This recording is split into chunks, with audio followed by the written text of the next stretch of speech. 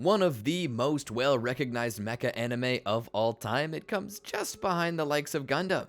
The story is complicated and probably has some sort of philosophical tones about puberty, but let's be honest, most of us came for the giant robots, and that's what we got. Lots and lots of giant robots, alien, or maybe we're the alien kaiju, and tons upon tons of depression. So in celebration of a great series, let's run over the history of it like a lawnmower would a flip-flop. Welcome to the Amagi. Before we begin, only 25% of our viewers are subscribed, so if you're a fan of the video, please like and double check if you are subscribed, and with that out of the way, let's get into the video. First impact, lots of years ago. A long time ago, in a galaxy far away, there was a race called the Far. Yes, the Far. See what I did there? The race has no actual known name in the series, but is simply known by the acronym FAR, which stands for First Ancestral Race. Are they really the first ancestral race? I don't know, but the acronym certainly does sound cool. Anyway, feeling that they were about to go the way of Alderaan, they decided they wanted to seed their race to the stars, and they sent out these eggs, which technically aren't eggs, but instead moons.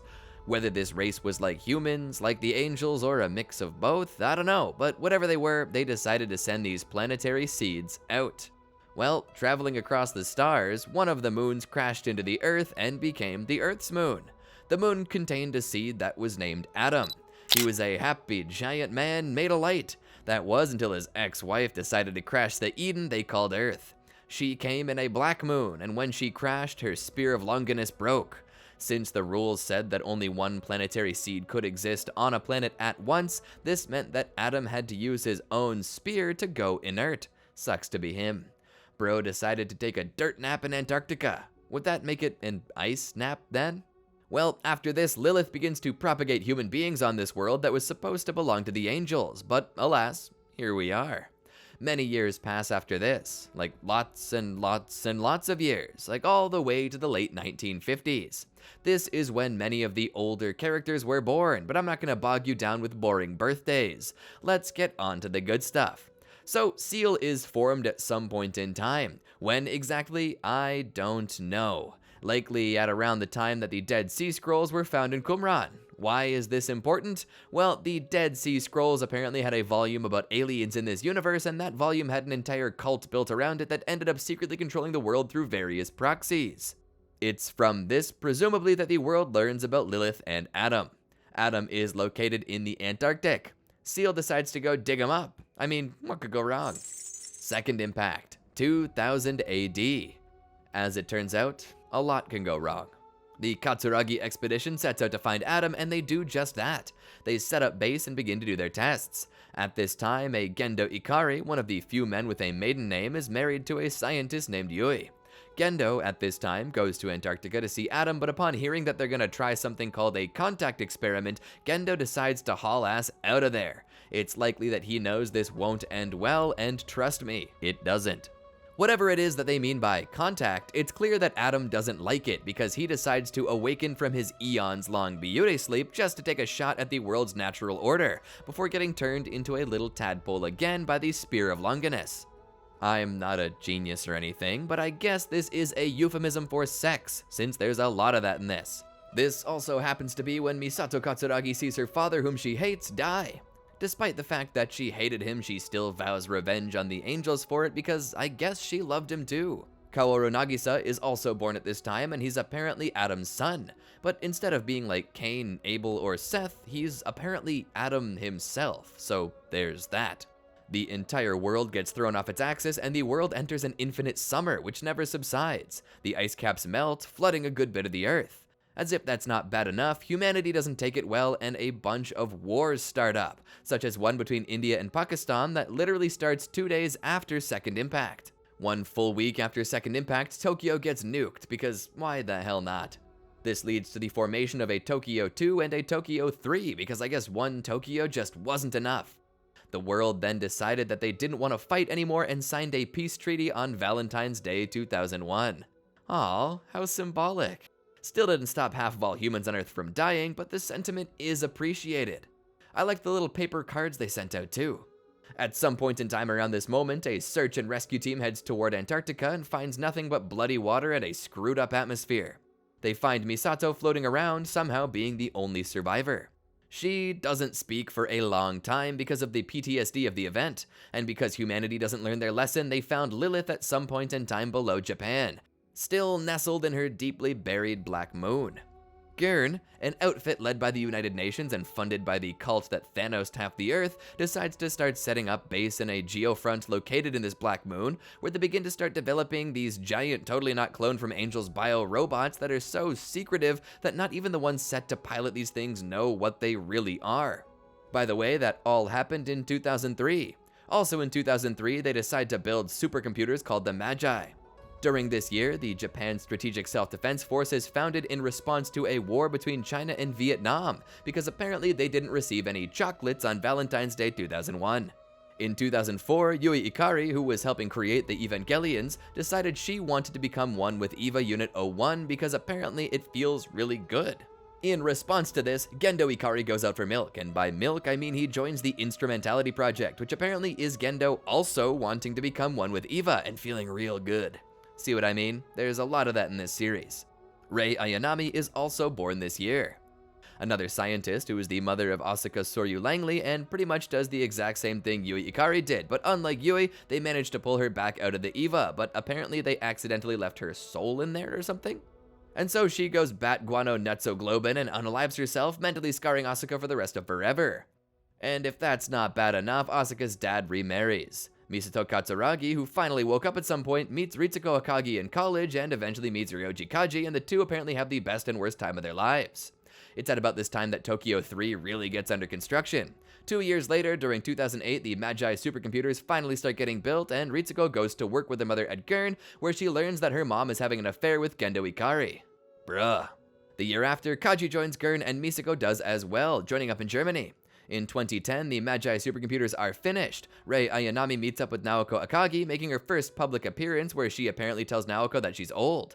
Taking the words of a 5-year-old too personally, she kills Rei and then christens the Magi computers with her brain matter. In response to this, Gurn is recreated as Nerve and relocates their base to Tokyo 3's Geofront. 2 years later, in 2012, Shinji sees his father at his mother's grave and wusses out and runs away. In 2014, Rei Ayanami begins attending junior high in Tokyo 3. What's that, you ask? Didn't Rei just get killed 4 years earlier? Sorry, did that confuse you? It confused Rei too. Turns out it's not easy being a dark demon goddess continually reincarnated into cloned bodies over and over again until you forget who you originally were to start with. Who would have thunk? Angels appear, 2015. Rei begins testing Evangelion Unit number 0 for the next 7 months. Unit 0 really doesn't like her and begins giving itself brain damage by smashing its head into the wall over and over again. Rei gets pretty messed up by that. At about that time, Sachiel, the third angel after Adam and Lilith, shows up, likely awakened or conceived or whatever due to the second impact. It decides it wants to go to Tokyo 3 for reasons unknown. Once it gets there, it gets nuked, but that doesn't stop it. Since the Japanese government can't do anything to stop it, they decide to put all of their trust into a 14-year-old boy with anxiety, depression, and a total lack of self-worth. Enter Shinji Ikari.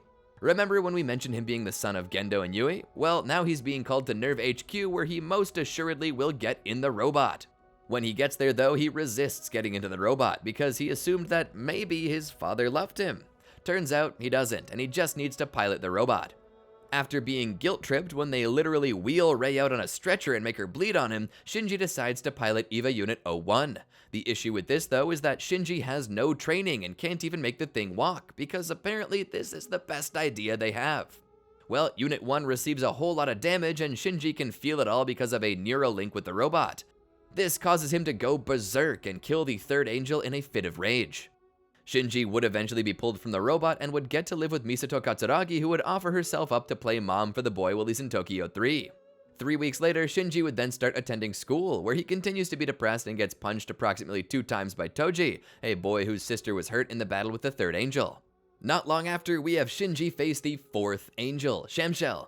Despite being commanded to pull back, Shinji notices Toji and Kensuke, the 2 boys he met earlier, and knows he can't pull back until he kills the angel.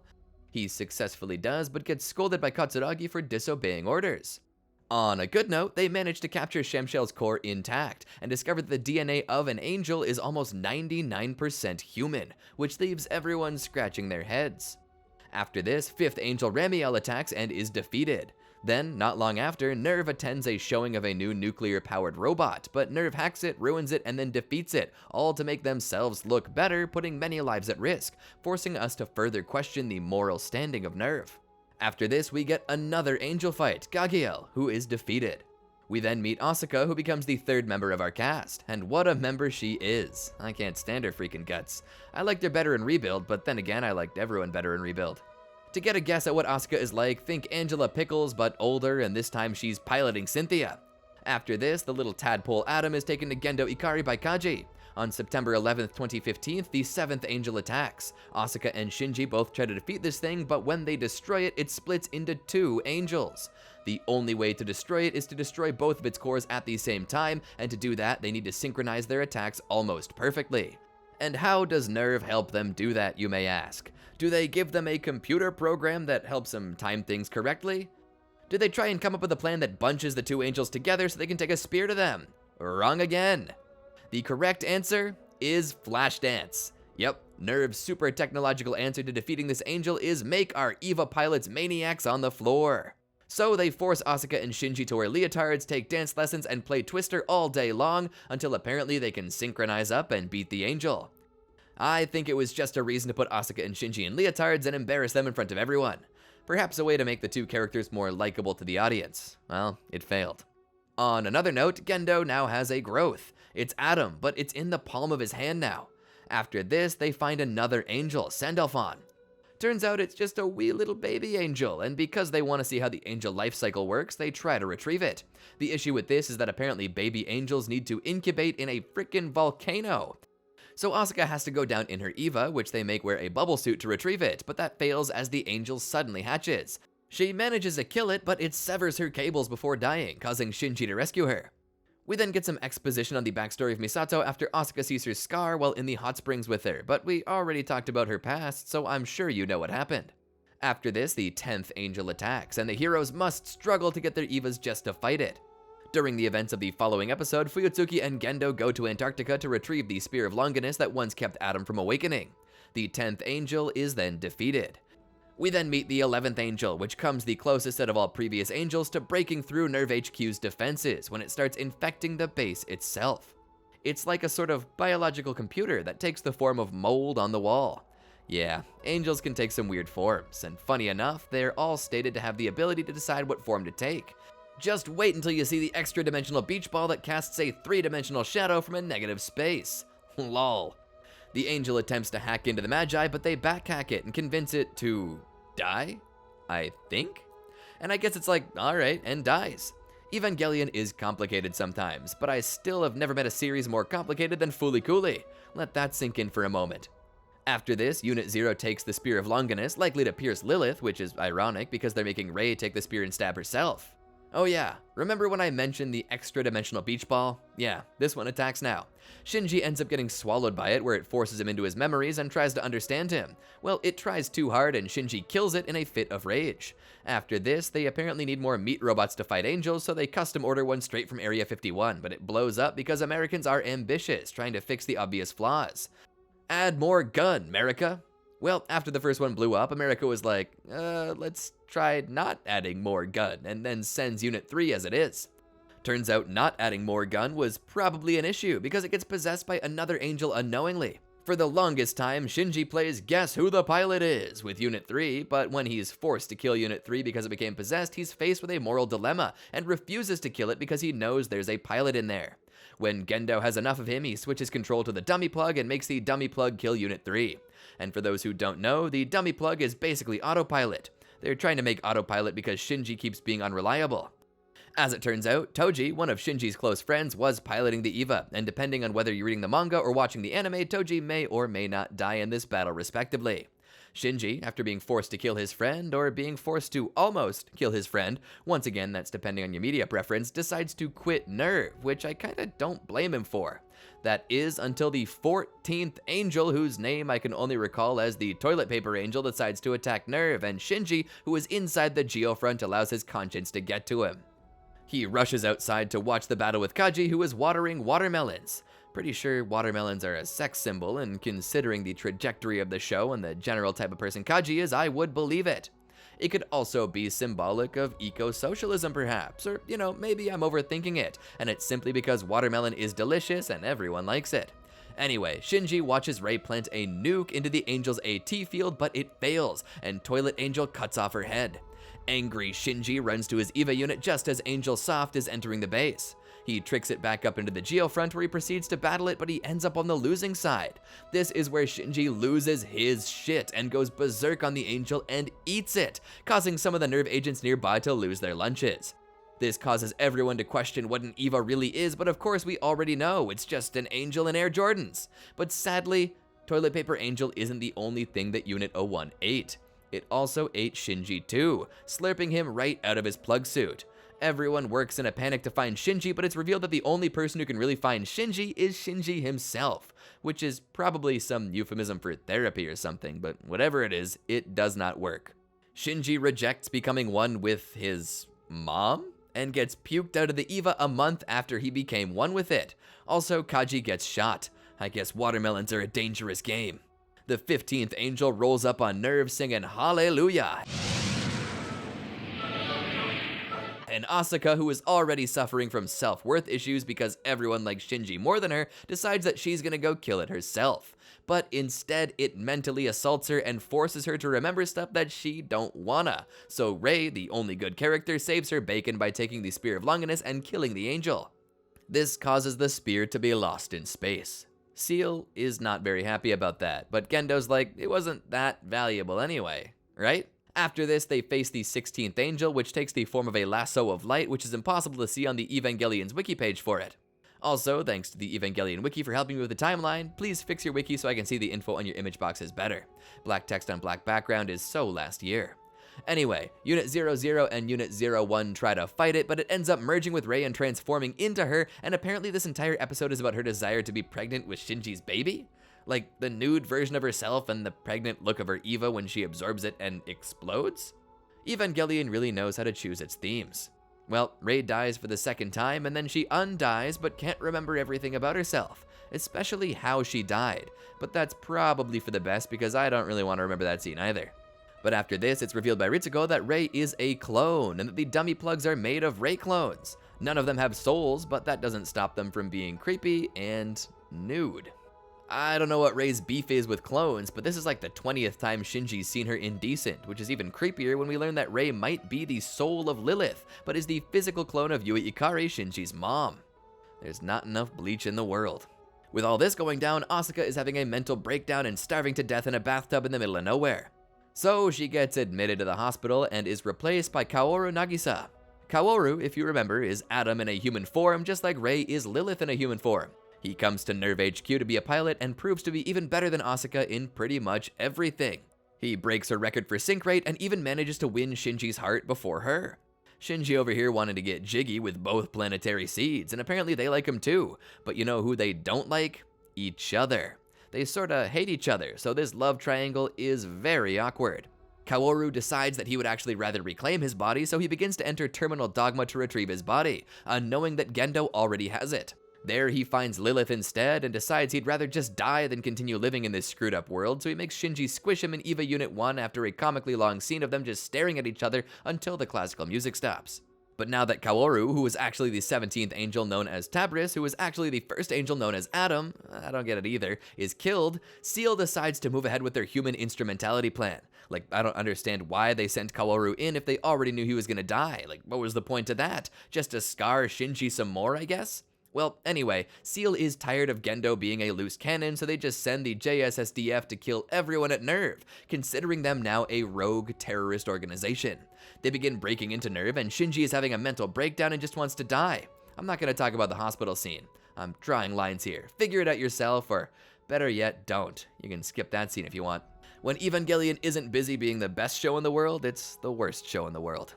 Eventually, though, Asuka does wake up. She does so in her EVA unit, though, because the JSSDF were looking to kill her, and the best place they could think to put her was in the EVA. She wakes up and discovers that her mom actually loves her and uses her even to fight back against the JSSDF, but then Seal drops in some mass-produced evangelions that are completely piloted by dummy plugs made out of Kaworus. Asuka kicks their butt in an awesome manner, but these things are practically immortal, so Asuma is forced to experience the pain of being eaten alive by crows, presumably dying. Shinji, meanwhile, is still moping around, getting people killed because of his inability to give a damn about anything but himself. I get the whole mental issues and PTSD and stuff, but at least don't get everyone else there killed too. Speaking of which, Ms. Misato gets shot. She then threatens the crap out of Shinji and kisses him, promising to teach him how grown-ups do it when he gets back. She dies immediately after he gets on the elevator, so a part of me wants to say she understood she was gonna die and just said that to make him get in the elevator, and that's how I cope with that, because I think that's how we're supposed to think about it, because Shinji, on that elevator, discovers his hand covered in her blood and starts bawling because he got her killed. He gets in his EVA unit and goes up to help Asuka, but too late. She dead. Pretty much everyone is dead at this time except for Rei and Gendo, who are in the basement. Rei is once again nude, because no damn surprise there, and Gendo just, I'm gonna say, gives her Adam, because there's no way to explain this shit good. The good news though is that Rei cuts Gendo's hand off and then makes him get eaten by EVA Unit 1 in a memory that might not be a memory. Rei then proceeds to grow to gargantuan size as the world's most depressing bop plays in the background. Everyone starts getting reduced to their base juices, which I guess is orange juice, and they all get assimilated into Rei. She then comes out of the ground, and Shinji, seeing this, has the most human reaction of all, which really just boils down to a WTF face, especially when Rei suddenly becomes Kaworu. So everyone on Earth gets absorbed. This is where we get into the deep philosophical meaning, the meaning of life, the meaning of human relationships, why everyone's horny. We get an explanation on how the loss of freedoms creates safety through boundaries, and a bunch of other stuff I bet you forgot the moment we finished the movie. Well, in the end, Shinji decides he wants to live in the real world, but apparently he's the only one. So he leaves instrumentality and doing so kills Lilith Rei, whose massive corpse now litters the entirety of the dead planet. We're then shown that Shinji alone survived. Well, Shinji alone and Asuka. Despite having seemingly gotten over his shit, he walks over to the last woman on Earth and instead of asking her to recreate humanity with him, decides to instead choke her to death. But apparently he fails to do so because he's weak, and Asuka proceeds to call him just that. And that is the entirety of Evangelion. There's like a bunch of other Evangelion stuff like books and manga and things which tell somewhat different stories. And there's also the rebuild movies which, while separated from the original manga and anime, may or may not actually be connected to it through Kaworu, who seems to wake up in every new universe where he's always apparently fated to die. The rebuild movies are their own can of worms, but at least the ending of those movies isn't quite as depressing. And I won't lie, Final Battle Unit 2 and Eye Patch Asuka really made those movies awesome. There's also less nudity in them, which is a plus. Not to say that there wasn't any nudity. There was some weird shit, but hey, this is Evangelion. It probably means something deep that I just haven't figured out yet. But what do you think? Leave a comment below and tell me what I missed in this series, which is likely everything. And before I close this video, let me just say that all of this was for the funnies. I actually really love Evangelion, and having the pleasure of going through it a second time, I actually really came to appreciate the way the author showed the internal workings of each character's mind and emotions. So please don't kill me in the comments, it's all for fun. Still weird and uncomfortable sometimes given all the nudity going around, but a good series overall. Anyway, hopefully I am now spared your wrath. Feel free to check out our other videos, and until next time, peace out.